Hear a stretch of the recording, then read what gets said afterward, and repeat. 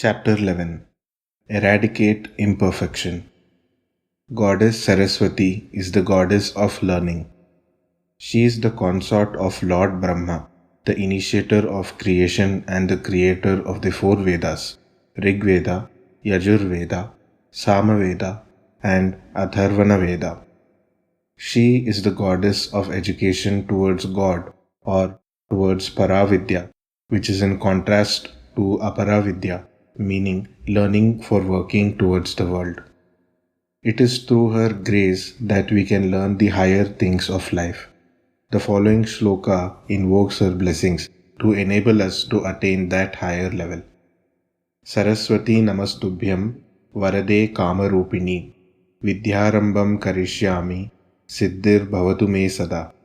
Meaning, Goddess Saraswati, I prostrate before you, you who are the very form of desire. Grant me the boons, lead me towards fulfillment, and initiate me into the education for knowing God. The following shlokas are in praise of the Guru by Sri Adi Shankara, who himself was a great exalted Guru. Ajnana Timirandhasya Jnananjana Shalakaya Chakshurunmilitam Yena Tasmai Shri Gurave Namaha. This shloka emphasizes the need to surrender unto that Guru who, just by his thoughts, is capable of removing ajnana or ignorance, the darkness or egoistic temperament of man. He removes the darkness by opening the eye of wisdom. Once man obtains this wisdom through the grace of Guru, he no longer has to grope in darkness. In the next shloka, Adi Shankara calls for the need to keep the Guru at the center of all our activities, to keep him at the forefront, to consider him as the essence of all our functions. The shloka runs thus: Dhyana Moolam Gurur Murtim, Puja Moolam Gurur Padam, Mantra Moolam Gurur Vakyam, Moksha Moolam Gurur Kripa. The import of this shloka is that the root of our meditation should be on the form of Guru. Rituals and pujas should be only to the feet of the Guru. The words of the Guru are the mantras we should recite, and the root of salvation can be attained only by the grace of Guru. Adi Shankara was a great visionary who equated the form of Guru to the entire creation.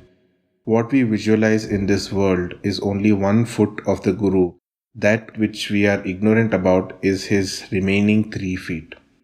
By worshipping his feet and by reciting the mantras given by him, it is possible to establish a connection between God and the individual.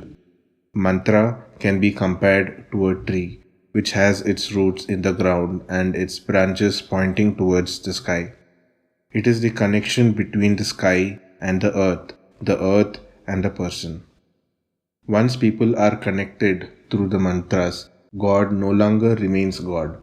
The world ceases to be the world, and one does not experience ego.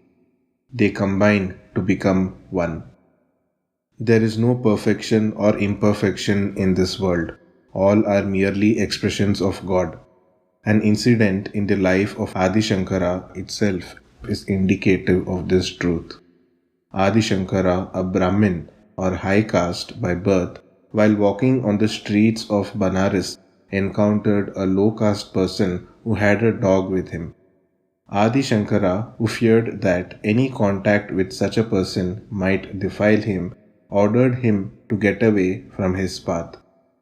To which the person belonging to the lowest of castes asked Adi Shankara, "What do you want to get away? If it is my body that you want to get away, in what way is my body different from your body? If it is my soul that you want to get away, then you who preach about the oneness of God, the oneness of self, know that it is not possible to get away, as the soul is the same for all." One who is established in the experience of Atman knows that the Atman is like the sun. The sun does not differentiate between the holy Ganges or the gutter. Both reflect the sun. For them, the sun is the same. Likewise, there is no difference in the soul. On hearing these words of wisdom, realization dawned on Adi Shankara. He, who had till then merely believed in holiness and in perfection, understood that God existed in the unholy and imperfect things too. He then composed 5 shlokas in praise of the Guru, who might be present even in the form of a low caste person. Perfection or imperfection exists only in the way we perceive things. It is in the way in which we look and form opinions about us and the people around us. Liberation is the transcendence between perfection and imperfection. On attaining liberation, one is free from the shackles of the world and ego. A liberated person can be forever young intellectually. This kind of liberation is possible only through the grace of the Guru, which is why Adi Shankara brings out the importance of the need to harness and direct all our activities, functions, and energies towards the Guru. Sky is the first creation and ego the last. But people play with ego in various forms and are not ashamed to misuse it for serving their own purposes. However, one should use ego only for the purpose of understanding what it actually means. We should try to get to the very root of ego through the guidance of the Guru, who is vastness, the sky, and beyond.